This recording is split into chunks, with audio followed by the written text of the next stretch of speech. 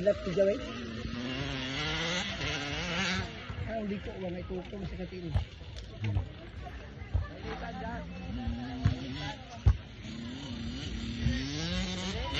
Lagyan ng basura dia.